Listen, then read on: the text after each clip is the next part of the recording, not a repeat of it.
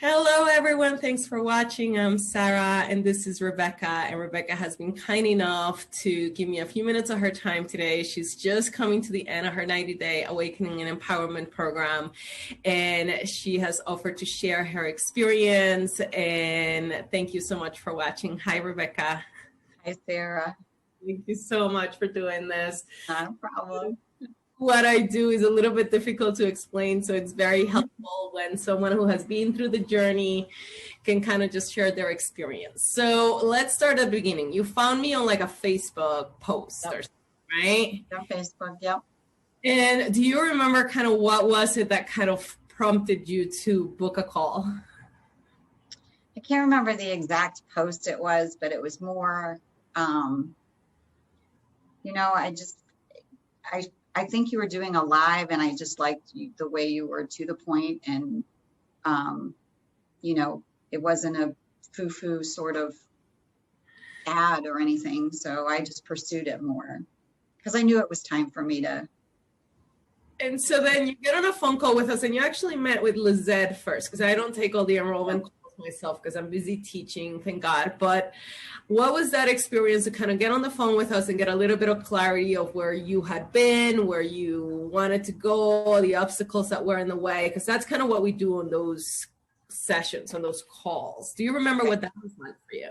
Yeah, Lizette and I connected right away because we're both in special education. So it was easy for me to connect with her. And she just asked me some questions where I was, where I wanted to go, what was important to me, and then she said, I think you would be perfect for the program. So tell me about that. Where were you? Where were you in your journey, like when you first found me? What was your life like? What were you struggling with? Well, so I've tried other coaching programs, not because I want to be in business for myself, but just because I've always had this real just sense of, I don't know, I guess you could, for lack of a better word, mild depression. And I just felt really stuck. Like this was it. This is all there is. This is it. I'm in my 50s now, and my kids are leaving me, and I'm kind of like a ho-hum, nothing is really exciting in my life, and I'm not really happy with myself, and you see all these advertisements on Facebook more than anything about being happy, being joyful all the time. And that's the place I wanted to be in. I wanted to be the one that was happy all the time and didn't have this tugging sense of just gloom and doom all the time. I don't have enough money. I'm not good enough to do that. I can't move forward in this place. I can't take risks. Just being stuck in that space all the time. It's very draining. It's funny because I don't think I've ever shared this with you or with many people, but a lot of the times people have like a quote unquote spiritual awakening because something hits them in the face and like they have no choice but to wake up and look for different things. My journey wasn't like that. My journey was a little bit of like what you described, like mild depression, just this kind of like dull feeling to life. Like, deep inside, there's gotta be something more to this because like this can't possibly be it. But yet you're not uncomfortable enough to get out of your comfort zone to go do something different, and it doesn't hurt so much so you don't have the motivation, and you can just kind of trudging along, and it's a little bit draining. You're right. It's just this feeling of like, okay, at some point something's got to give. Okay, so now you start working with me, and I have this whole holistic program where we do the yoga practice, the meditation, we do holistic life coaching, I have some modules, I have some books. It's like a very integrated approach. What did it feel like when you started working with me? Well, so I did have a tragedy when I started working with you, and I said, no, I'm not going to do this. I thought this was a sign from the universe that this was not supposed to happen. But looking back, it was absolutely supposed to happen, because that experience coupled with my working with you, like, I think that just catapulted me into I just felt things on a different level, because it was directly what who I was, and the way I was addressing myself was directly affecting my child. And he was mirroring sort of the way I have treated myself all these years, you know, just really.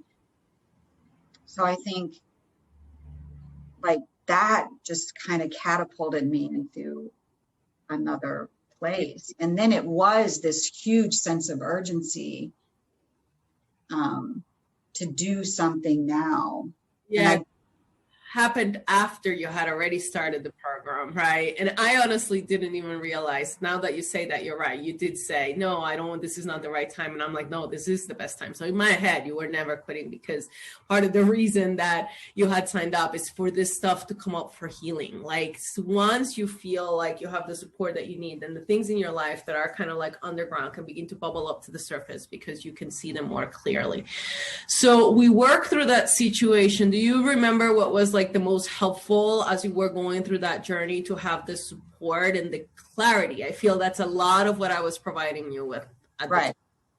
Yeah. Right. So, you know, my whole MO is to justify and to make excuses for, and it's really not that bad. And I don't really have a right to feel that bad. And I don't really, you know, like that's the way I kind of have put everything into a box.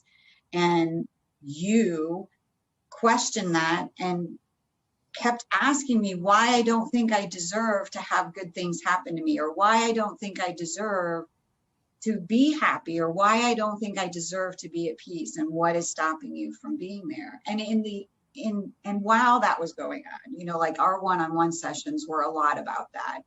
But then doing the yoga, becoming more in touch with yourself, and just doing the little homework assignments that you had me do. You remember I had to write a compliment to myself on a Post-it note and stick it up on the wall every night. I mean, that sounds really trivial, but it isn't. I mean, and there were nights it took me forever to figure out what compliment I was going to write myself. But I kept to it, and I stuck to that practice, and it worked. Slowly but surely, it just kept chiseling away at. I have to share though, you were the very first, and so far the lad, like that was a homework that I just intuitively came up with, because you were so stuck and I couldn't get through, and I just felt you needed something. I'm not a very ego boosting kind of teacher. I don't go around giving people compliments and telling you how great you are. Like to me, you're already divine from the inside. Like that's just your God-given right to be perfect. It's just that there's layers of dysfunction and stuff that are covering it up. And at the time you really couldn't see past those layers. So that was like my way to just force you to, I'm like, listen, there is another way. Just go try and write it down. So I work in a very intuitive way. Not everybody gets the same homework, but I do remember giving you that homework, and that turned out to be very helpful for you. And there were readings that you assigned me some books that I read. And of course you knew, but you know, that's the way I learn best, because I'm very in my head a lot of the time. And so that's where you put me in a space that I was comfortable until you were ready to say, okay, I'm going to give it to you hard, and I'm going to give it to you honestly. And I was ready for that, because you took me to that place. So interesting. Every time I have these testimonial conversations with students, your perception and my perception is so interesting, because I never felt like I was doing that. If you were to ask me, I would say I gave you books because you're like a hungry little cat that just likes to knowledge. Not every student works that way. Some students, I give them one book, or sometimes maybe even half a book, because otherwise they'll get overwhelmed. But you have a high level of education. Your mind is trained to absorb knowledge from books. And so it's helpful for you from a rational perspective. And I don't do it until I'm ready to do whatever. I do it until you naturally bring up whatever needs to bring up, until you feel safe enough to see what you need to see, just so you know. So I'm not giving anything to you straight.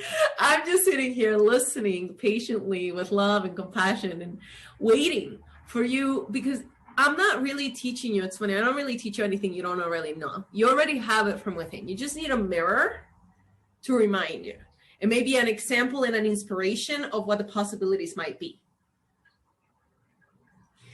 Okay, so you go through 90 days and you're doing the yoga, and you establish a home practice. So now you have a really grounded home practice that you do every morning.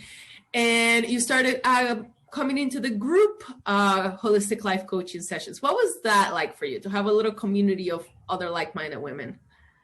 So everybody has a different perspective and everybody has a different journey and everybody you can make connections with in different ways. So hearing other people's perspectives or how they put into practice something that they learned in their situations is always really helpful. And it's only as good as you invest in it, as I feel. Like if I can be open and honest in that group, which I've always been able to be, then I get the most out of it. If I'm sitting back and not participating, then I'm not. But I mean, the topics were always like, I always felt the topics were so relevant to me that, you know, I always got a lot out of it. Yeah. But it is good to know you're not alone. Like, it's good to know that, you know, I'm not the only person on the face of the earth that does these really stupid, dysfunctional things. And also it's helpful to see when other people kind of make that progress. You're like, oh, if she can do it, I can do it. Right. Definitely. Yeah. And then there's always laughter and always, you know, like that has not ever been part of me because I'm so serious about, okay, if I'm going to get better, I'm going to get better.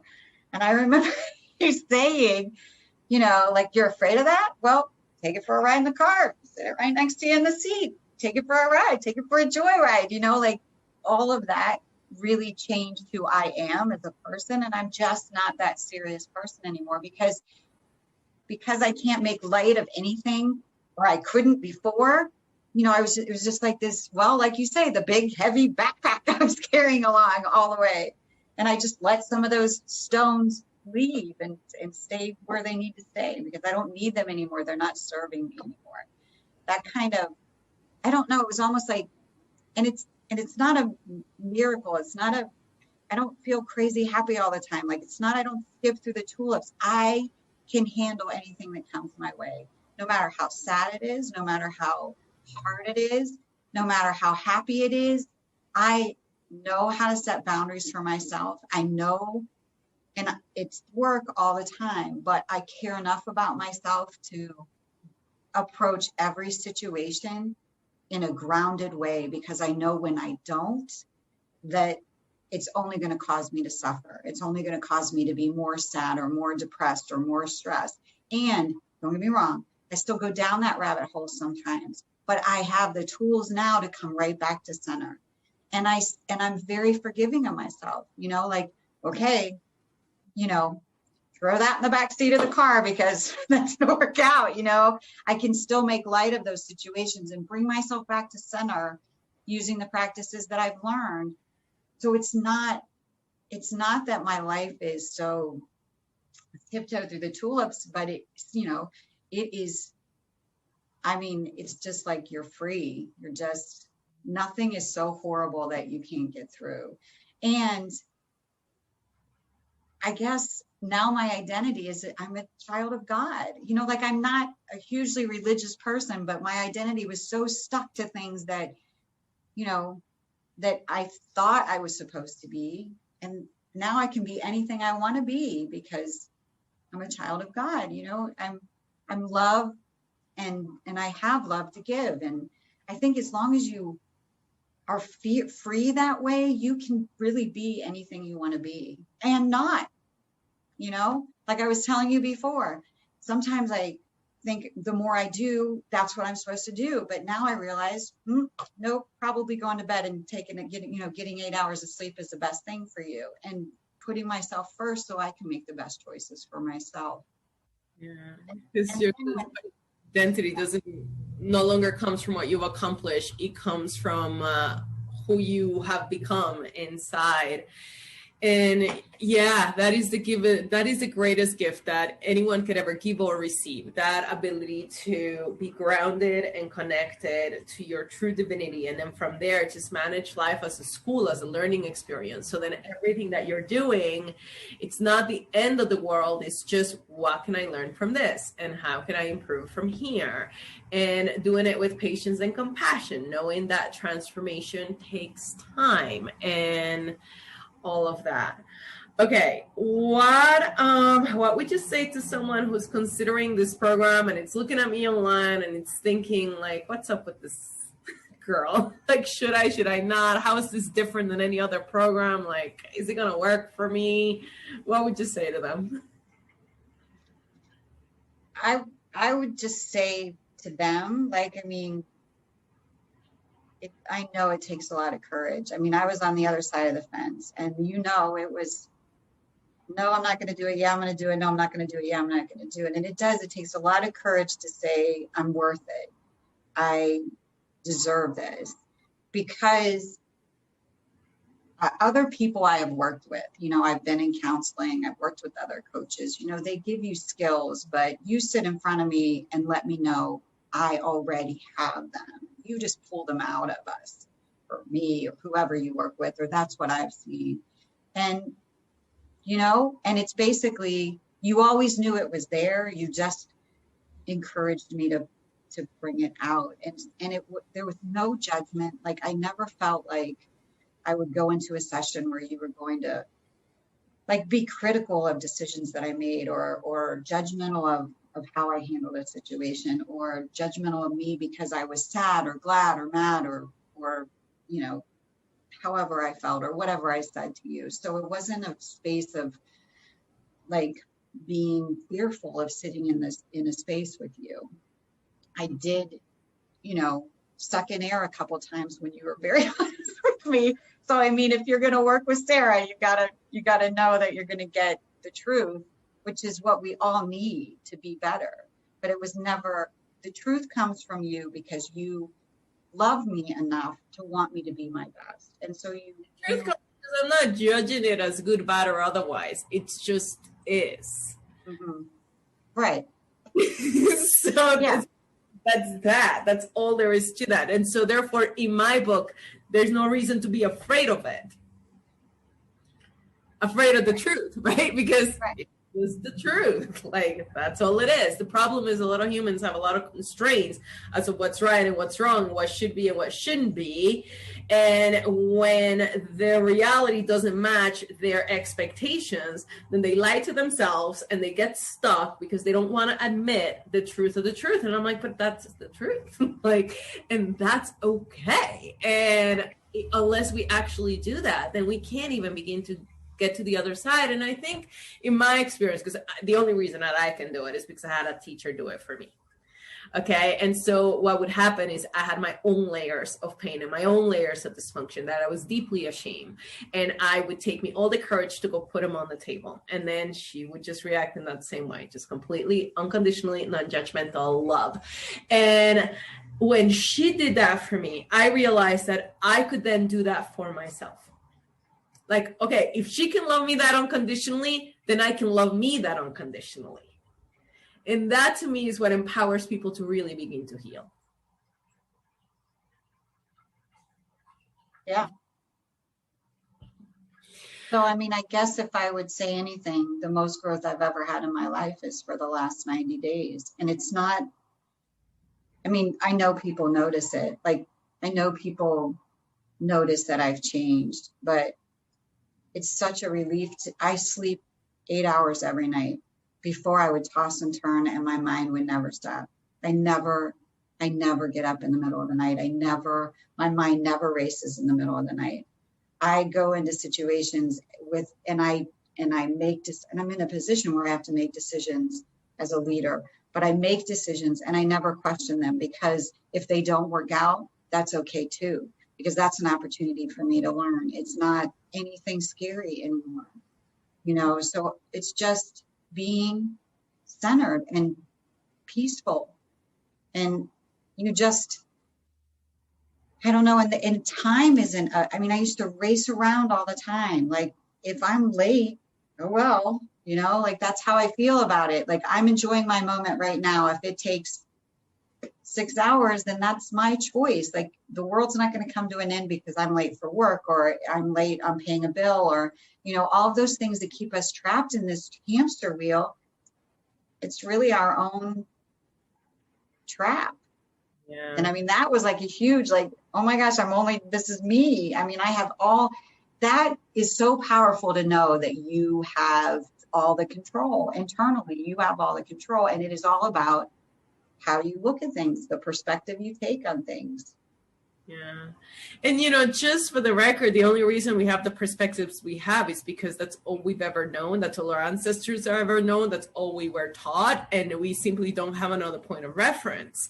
All I really do is show you another way. And it's for you to decide if this is the right view for you and the right perspective for you. And if it serves you and if it sets you free or if it makes you uncomfortable, whatever it is. But a lot of the times, part of the reason we do the things we do is because nobody has ever taught us anything better. And we spend years and decades and hundreds of thousands of dollars on conventional education. And then I get women like you with master's degrees and, you know, super duper like, and then they come and like, how come nobody taught me this in school? And I'm like, I know. No. Yes.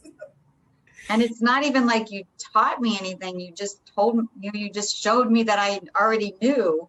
I know. How many times have you said, you just answered your own question, Rebecca? You just answered your own question. You know, like it is, you know?